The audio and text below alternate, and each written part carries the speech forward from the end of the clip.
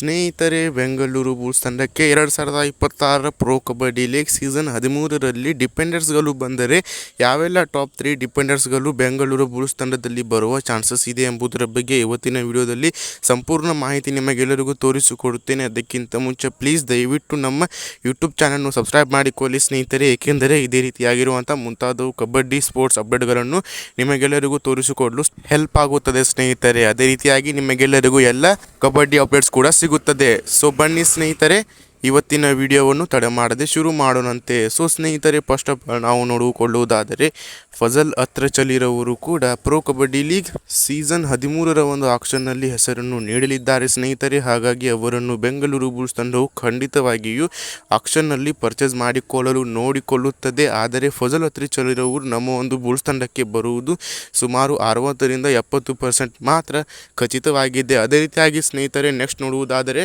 ಸುರ್ಜಿತ್ ಸಿಂಗ್ ಸ್ನೇಹಿತರೆ. ಸುರ್ಜಿತ್ ಸಿಂಗ್ ರವರು ನಿಮಗೆಲ್ಲರಿಗೂ ಗೊತ್ತಿರಬಹುದು, ಕಳೆದ 2 ರಿಂದ 3 ಸೀಸನ್ ಅಂದರೆ ಹಿಂದಿನ ಒಂದು ಪ್ರೊ ಕಬಡ್ಡಿ ಲೀಗ್ನಲ್ಲಿ ನಮ್ಮ ಒಂದು ಬೆಂಗಳೂರು ಬುಲ್ಸ್ ತಂಡದಲ್ಲಿ ಆಟವನ್ನು ಆಡಿದ್ದಾರೆ. ಇವರು ಕೂಡ ಉತ್ತಮವಾಗಿರುವಂಥ ಡಿಪೆಂಡರ್ ಆಗಿದ್ದಾರೆ. ನಮ್ಮ ಒಂದು ಬೆಂಗಳೂರು ಬುಲ್ಸ್ ತಂಡದಲ್ಲಿ ಅಂದರೆ ಹಿಸ್ಟ್ರಿಯಲ್ಲಿ ಇವರು ಉತ್ತಮವಾಗಿರುವಂಥ ರೆಕಾರ್ಡ್ಸ್ಗಳನ್ನು ಕೂಡ ಒಳಗೊಂಡಿದ್ದಾರೆ ಸ್ನೇಹಿತರೆ. ಹಾಗಾಗಿ ಸುರ್ಜಿತ್ ಸಿಂಗ್ ರವರು ನಮ್ಮ ಒಂದು ಬೆಂಗಳೂರು ಬುಲ್ಸ್ ತಂಡಕ್ಕೆ ಮತ್ತೆ ಬರುವುದು ತುಂಬ ಸಂಪೂರ್ಣವಾಗಿ ಕಾಣಿಸಿಕೊಳ್ಳುತ್ತಿದೆ. ಅದರ ಜೊತೆಗೆ ಆಕ್ಷನ್ನಲ್ಲಿ ಇವರನ್ನು ಕೂಡ ಬುಲ್ಸ್ ತಂಡವು ಟಾರ್ಗೆಟ್ ಮಾಡಿಕೊಳ್ಳಬಹುದು. ಅದೇ ರೀತಿಯಾಗಿ ಸ್ನೇಹಿತರೆ, ಕೊನೆಯದಾಗಿ 3ನೇ ಟಾಪ್ ಡಿಪೆಂಡರ್ ಎಂದು ಕೂಡ ನಾವು ನೋಡಿಕೊಳ್ಳುವುದಾದರೆ ಸುನಿಲ್ ಕುಮಾರ್ ಸ್ನೇಹಿತರೆ. ಸುನಿಲ್ ಕುಮಾರ್ ಅವರು ಕೂಡ ಕಳೆದ ಸೀಸನ್ನಲ್ಲಿ ಅಂದರೆ 12ನೇ ಒಂದು ಸೀಸನ್ನಲ್ಲಿಯೂ ಕೂಡ ಉತ್ತಮವಾಗಿರುವಂಥ ಆಟದ ಜೊತೆಗೆ ಒಂದು ದೊಡ್ಡ ಹೆಸರನ್ನು ಕೂಡ ಗಳಿಸಿಕೊಂಡಿದ್ದಾರೆ. ಹಾಗಾಗಿ ಸುನಿಲ್ ಕುಮಾರ್ ಅವರು ಕೂಡ ಅವರನ್ನು ಎಲ್ಲ ತಂಡವೂ ಕೂಡ ಆಕ್ಷನ್ನಲ್ಲಿ ಪರ್ಚೇಸ್ ಮಾಡಿಕೊಳ್ಳಲು ನೋಡುತ್ತಾರೆ. ಹೇಗೆಂದರೆ ಕಳೆದ ಒಂದು ಸೀಸನ್ ಕೂಡ ಅವರ ಒಂದು ದೊಡ್ಡ ಪರ್ಫಾರ್ಮೆನ್ಸ್ ಎಂದು ಕೂಡ ನಾವು ಹೇಳಬಹುದು. ಸೊ ಸ್ನೇಹಿತರೆ, ಸುನಿಲ್ ರವರನ್ನು ಕೂಡ ನಮ್ಮ ಒಂದು ಬುಲ್ಸ್ ತಂಡವು ಟಾರ್ಗೆಟ್ ಮಾಡಿಕೊಳ್ಳಬಹುದು.